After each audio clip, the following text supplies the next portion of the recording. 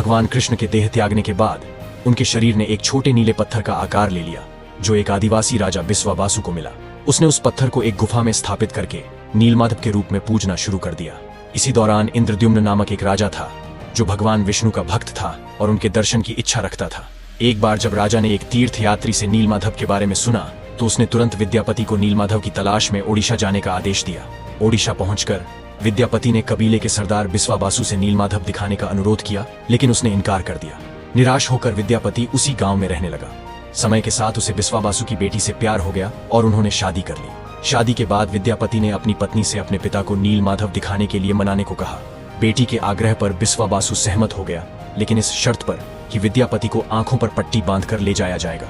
जाते वक्त रास्ते में विद्यापति चालाकी से सरसों के बीज गिराता गया ताकि बाद में वह वापस आ सके।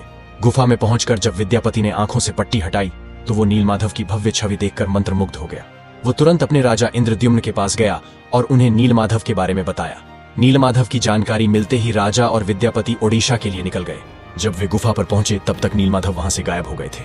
कुछ समय बाद राजा को सपना आया कि समुद्र के किनारे उसे दैवीय चिन्हों वाला एक लट्ठा मिलेगा जिससे मूर्तियां बनानी होंगी और इन मूर्तियों को मंदिर के अंदर रखना होगा।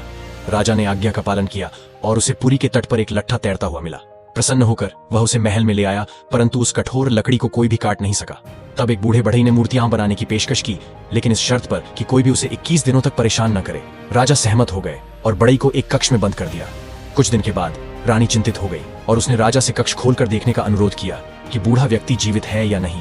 जैसे ही राजा ने दरवाजा खोला, उन्होंने देखा कि वो बूढ़ा आदमी विश्वकर्मा थे जो मूर्ति बना रहा थे, परंतु राजा के वादा तोड़ने के कारण वो गायब हो गए।